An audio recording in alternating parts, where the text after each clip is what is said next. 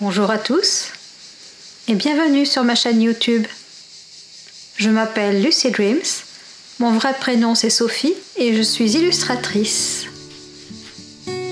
Aujourd'hui, au menu, on va ouvrir ce colis. En fait, il s'agit des dernières impressions pour mes abonnés Patreon et j'avais envie de l'ouvrir avec vous pour voir comment l'imprimeur a restitué mon travail. Est-ce que ça vous dit? On y va? Allez, c'est parti.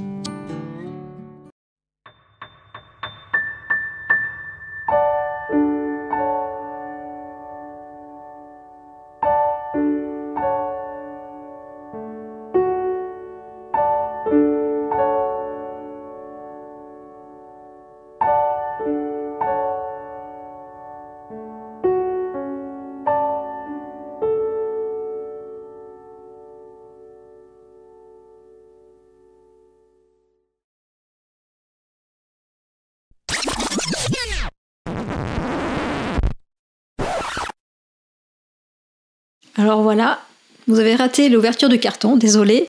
Mais ce qui compte, c'est que vous pouvez au moins voir qu'en quadricomie, ça ressort bien. Je suis assez contente. Les illustrations qu'on vient de voir, ce sont celles du mois de juillet 2023 et elles correspondent à l'abonnement du mois de juillet 2023. Un peu comme un magazine en fait. Vous abonnez en cours de route au mois de juillet, vous recevez l'abonnement du mois de juillet. Du coup, je me suis dit que ça serait l'occasion de voir un petit peu ce que j'ai fait pour mes abonnés depuis septembre 2022, voir un peu sur un an ce que j'ai réalisé pour eux. Pour l'instant, on va faire un petit retour en arrière, un petit flashback. On va regarder ce que j'ai fait depuis l'année dernière, depuis le mois de septembre 2022.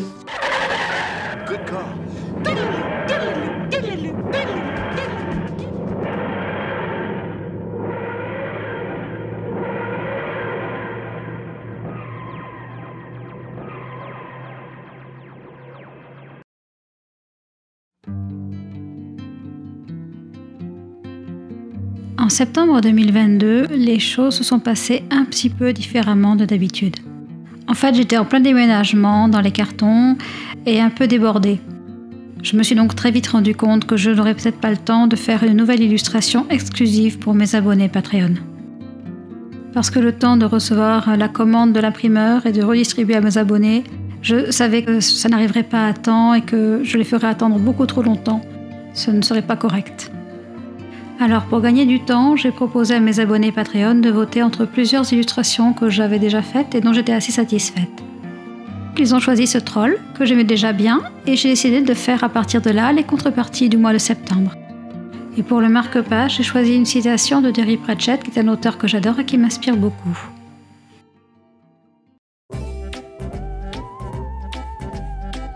En octobre 2022, j'étais vraiment ravie parce que non seulement j'avais enfin le temps de faire une illustration de qualité pour mes abonnés, mais en plus, c'est le mois d'Halloween et c'est une fête que j'adore. C'est pour ça que j'étais déjà bien inspirée pour cette illustration.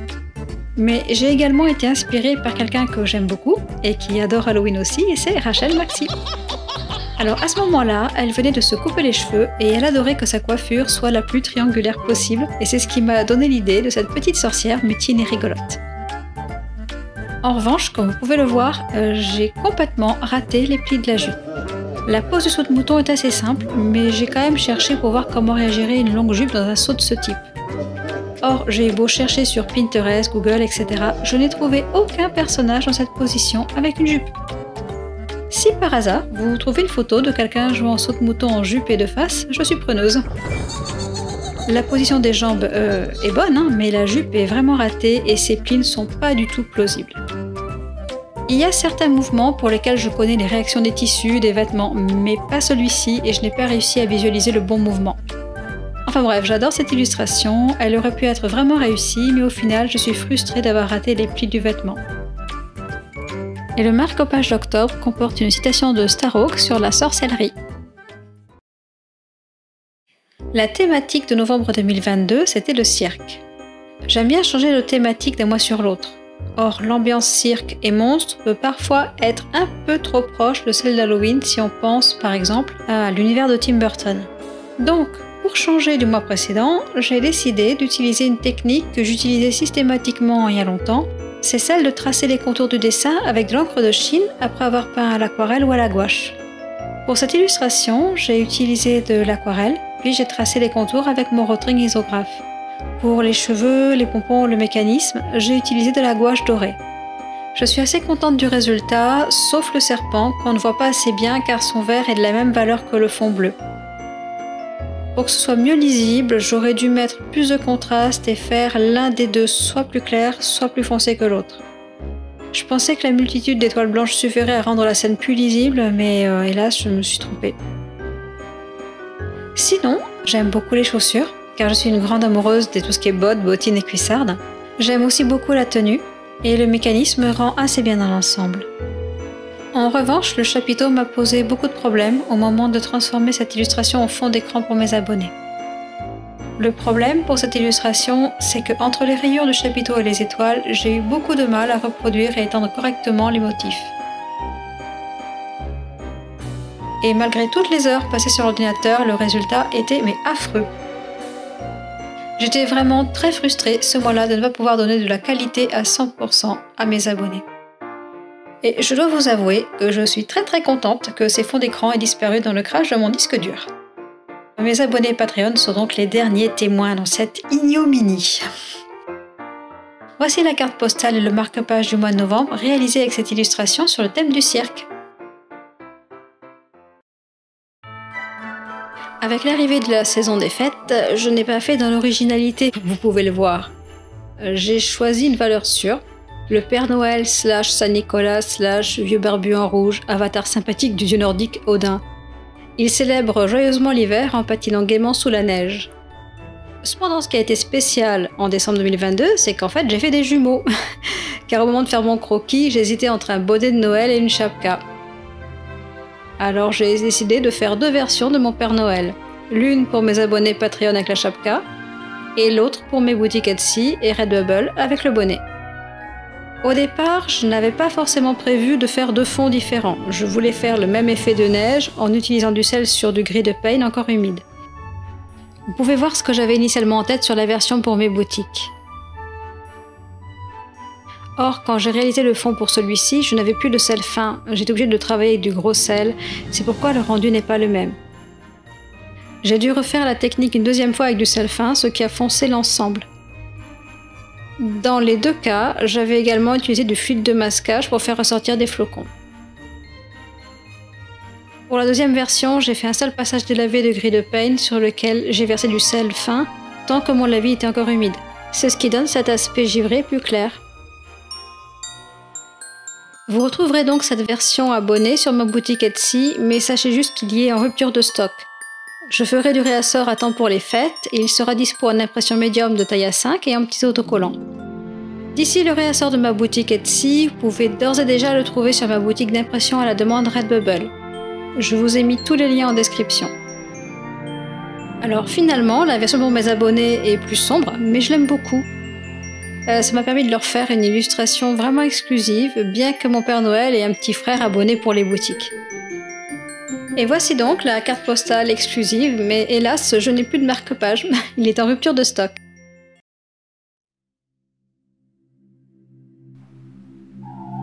Je n'ai pas célébré l'arrivée de 2023 avec une illustration très festive, hélas, mais avec l'expression d'un sentiment que j'avais réussi à illustrer sur mon carnet de croquis. Là où je vis, il a fait très froid cet hiver et nous l'avons d'autant plus ressenti que notre isolation a été détruite par des rongeurs qui y ont fait leur nid. Avec la crise énergétique par-dessus, j'aime autant vous dire que l'hiver a été très froid dans la maison. 2 degrés dans la salle de bain, 8 degrés dans la chambre, 10 dans la cuisine. Enfin bref, de quoi être morose et s'inquiéter pour l'avenir. C'est le genre de choses qui aide à garder la flamme, à cultiver sa créativité. Dans ce genre de situation, on apprend à conserver la moindre chaleur et à mieux considérer l'importance du feu avec toute sa symbolique. Heureusement, nous sommes pleins de ressources et nous savons aller à l'essentiel, prendre le beau là où il est et apprécier les choses simples. Rester près du feu avec un plaid, écouter les chouettes chanter autour de la maison, regarder la neige couvrir les sapins, découvrir les empreintes des animaux de la forêt dans la neige. C'est pourquoi le personnage tient une bougie pour vaincre le givre sous la protection de chouettes blanches. Et voilà la carte et le marque-page de janvier 2023.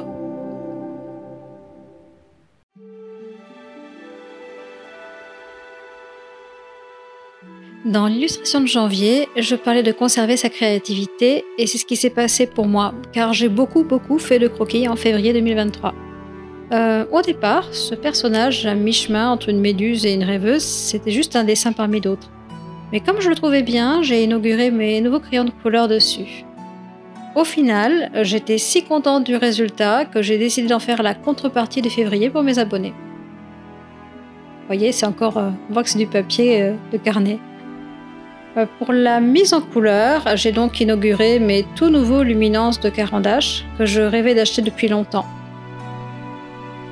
Il s'agit de crayons de couleur très subtils mais qui ne sont pas aquarellables, c'est-à-dire qu'on ne peut pas les activer avec de l'eau. Ils sont beaucoup moins gras que les polychromos de Faber-Castell, ce qui permet de faire des passages très légers et très subtils. Le set de luminance que j'ai acheté, parce qu'il y en a plusieurs, c'est celui pour le portrait, le 6901. Ça m'a permis de mettre en couleur ce croquis de façon délicate, en passant à peine le crayon par endroits. Je regrette juste de ne pas avoir donné plus de volume sur le dessus de la tête. Et comme d'habitude, depuis cette illustration, j'ai réalisé les fonds d'écran téléchargeables, la carte postale et un marque-page avec le poème La chevelure de Charles Baudelaire. Et nous voici en mars. Parmi mes croquis du mois de février, il y avait cette fille lapin que j'avais dessinée en m'inspirant de l'année chinoise du lapin.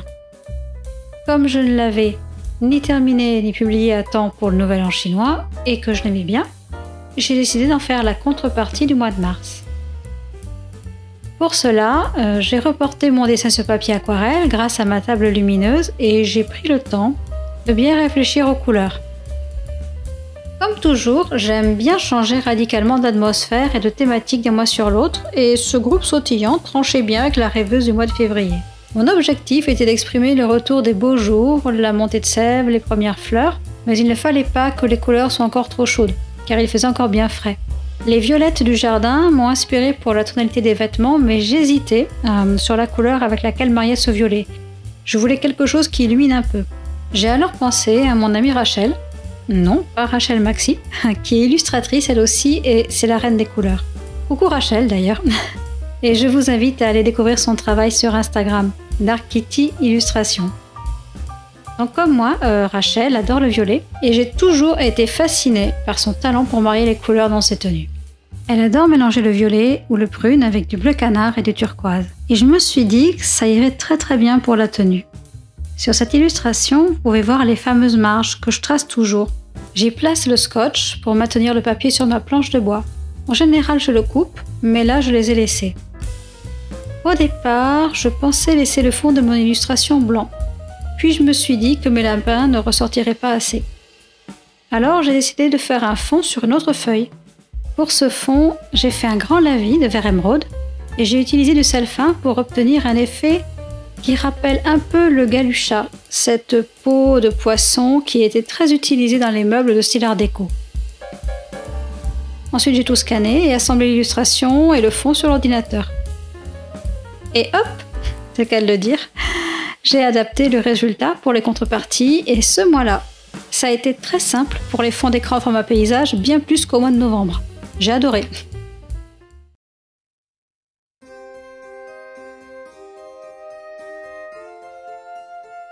Voici venu le mois d'avril, dont l'illustration est certainement l'une de mes préférées de l'année. Déjà parce que je pense l'avoir assez bien réussi, mais aussi parce qu'elle représente une de mes artistes favorites, Émilie Simon. Alors, pourquoi ce thème ? Pour commencer, lors d'une séance de travail sur mon carnet de croquis, j'ai fait une copie d'une vieille photo de théâtre ou de cabaret des années 1890-1900, où une femme était déguisée en insecte. J'avais bien aimé l'idée et je me suis dit qu'une version personnelle de ce type de personnage serait une bonne idée pour l'illustration de Patreon du mois. Ensuite, il faut savoir qu'au printemps, mon atelier a été littéralement envahi de coccinelles. Bon, pas que des coccinelles de nos latitudes, hélas, aussi des coccinelles asiatiques qui posent des problèmes de biodiversité. Mais j'étais envahie de coccinelles. D'où l'idée de faire une femme coccinelle. Or, c'est pile le moment où Émilie Simon a sorti la version revisitée de son tout premier album sorti en 2003. Voici donc Émilie Simon, en fait coccinelle, avec son fameux bras mécanique, qui est une sorte de table de mixage portatif avec lequel elle module sa voix sur scène. Et bien sûr, les belles cuissardes, car comme moi, Émilie adore les bottes et les cuissardes, même si en ce qui me concerne, j'ai vendu les miennes il y a quelques temps déjà. Mais quel rapport entre Émilie Simon et les coccinelles? Alors, sur la pochette de son premier album éponyme en 2003, il y avait beaucoup de coccinelles. Son dernier album, qui est aussi son premier, revisité avec ses sensibilités d'aujourd'hui, a une belle coccinelle sur sa pochette. La synchronicité des thèmes est donc d'autant plus parfaite que j'ai beaucoup, bien sûr, écouté la discographie d'Émilie en réalisant cette illustration. Même si cette illustration reste une de mes préférées, je remarque aujourd'hui toutes les erreurs. Les coccinelles ne sont pas très bien faites dans les détails et un pan de la jupe est plus petit que l'autre. Mais dans l'ensemble, c'est l'une de mes réalisations préférées. J'ai eu la chance de la voir en concert en avril et de pouvoir lui offrir l'une des cartes postales que j'avais fait faire pour mes patrons. Ce qui m'a valu une bise et l'un de mes meilleurs souvenirs de fangirl. Pour le marque-page, je n'ai pas choisi de mettre des paroles d'une chanson d'Émilie, mais un poème anglais sur les coccinelles.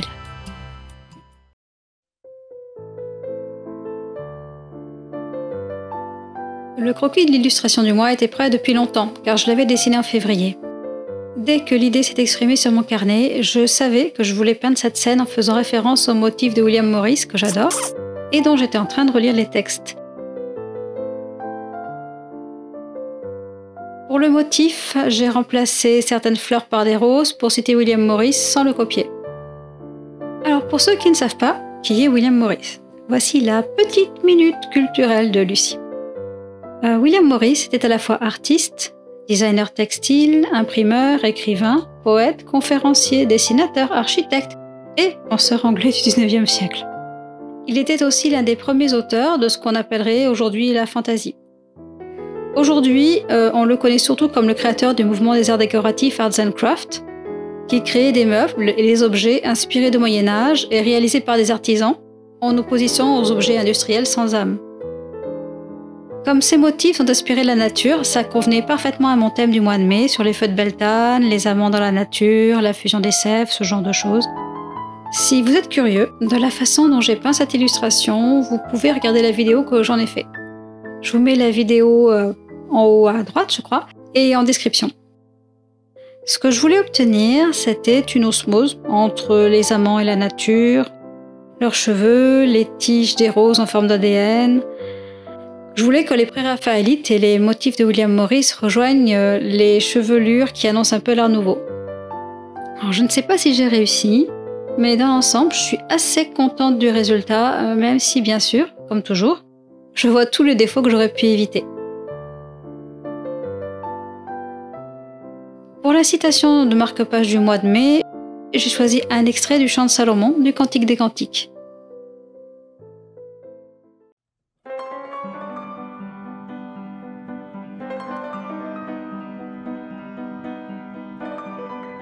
Comme j'aime bien changer d'atmosphère d'un mois à l'autre, l'illustration du mois de juin ne tire pas son inspiration de la fin du XIXe siècle, ni de l'art nouveau. Pour ce mois-là, je me suis plongée dans les films muets et la période de l'entre-deux-guerres. Au départ, j'étais inspirée par le visage de Clara Bow, une actrice du cinéma muet américain des années 1920. Puis, de fil en aiguille, je me suis retrouvée dans une inspiration plus teintée par le cabaret berlinois de la même époque. Je voulais donc exprimer un peu de cette époque fascinante, de grande liberté artistique, intellectuelle, avant l'avènement du nazisme et l'arrivée d'Hitler au pouvoir en 1933.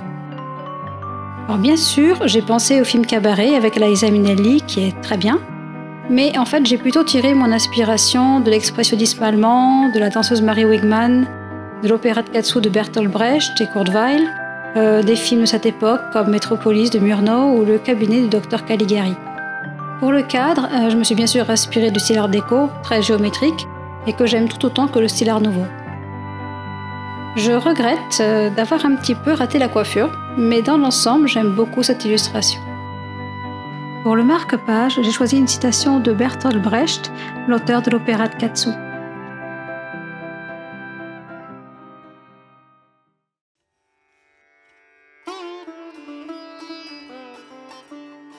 Et nous voici de retour avec l'illustration du mois de juillet que vous avez vue au début de cette vidéo. Alors cette illustration avait son croquis prêt depuis longtemps. Je crois que j'ai dû le dessiner sur mon carnet au mois de mai. Il se trouve qu'en plus de l'art déco, de l'art nouveau, etc., j'ai aussi une grande passion pour l'art psychédélique de la fin des années 60 et du début des années 70. Et comme cette période coïncide avec mes goûts en matière de musique, la playlist de l'inspiration était déjà toute trouvée. Malheureusement, comme vous le savez peut-être déjà, si vous me suivez sur Instagram, je me suis fait opérer de la gencive début juillet et ça m'a beaucoup retardée. J'ai passé plusieurs jours à comater sous l'effet des médicaments et quand j'ai pu reprendre ce projet, j'étais super en retard. Or, comme je ferme mon Patreon au mois d'août, il me fallait terminer cette illustration et l'article sur sa création avant le 31 juillet. Mais puisque mon temps était plus limité que prévu, j'ai changé mes projets. Alors, au lieu de faire des volutes psychédéliques un peu pop dans l'esprit des fleurs au bas du dessin, j'ai fait une sorte d'effet peinture sur soie qui rappelle un petit peu les tissus hippies de la fin des années 60. J'aurais bien aimé refaire le museau du chat, mieux concevoir les motifs en fleurs de la partie supérieure. Hélas, le temps m'était compté pour passer ma commande à l'imprimeur et la recevoir à temps pour préparer les envois à mes abonnés. Dans l'ensemble, je dirais que le résultat est satisfaisant, mais pas totalement fidèle à ce que j'avais prévu. Pour le marque-page, j'ai choisi les paroles de la célèbre chanson de Jefferson Airplane, White Rabbit, qui exprime bien ce que j'avais en tête pour cette illustration.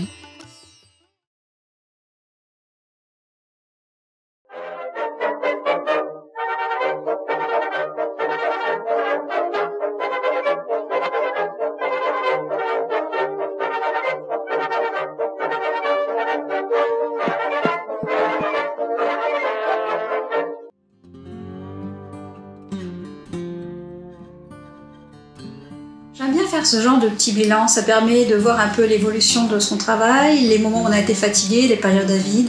Je trouve que c'est toujours intéressant parce que se comparer aux autres, c'est pas toujours ce qu'il y a de plus sain. Par contre, comparer son travail depuis le début, voir si on s'est amélioré, c'est toujours intéressant. Parfois, ça peut être gratifiant. En tout cas, c'est toujours formateur. Je n'ai pas montré aujourd'hui les créations que j'ai faites pour Patreon depuis le tout début de sa création. Parce qu'en fait, quand j'ai ouvert ma page Patreon en septembre 2020, au départ, je ne proposais pas de contrepartie physique et je n'ai commencé à le faire qu'en mai 2021. Mais si ça vous intéresse, n'hésitez pas à me laisser un commentaire à m'en parler. Si ça vous dit, je pourrais faire une vidéo où je montre un peu les créations que j'ai faites depuis mai 2021 jusqu'à juillet 2022. Voilà, si jamais ça vous dit, n'hésitez pas donc à me le dire en commentaire. Et voilà, ça va rester tout pour aujourd'hui. Je vous remercie d'être resté avec moi le temps de ce petit bilan et de cette petite découverte des impressions du mois de juillet. N'hésitez pas à vous abonner si le contenu vous a plu, à activer la petite cloche pour être notifié et ne pas louper mes dernières publications. Vous pouvez aussi me suivre sur les réseaux sociaux, je vous ai tout mis en barre d'infos. Et je vous dis donc à très bientôt pour de nouveaux rêves illustrés. D'ici là, prenez bien soin de vous et à très bientôt. Ciao!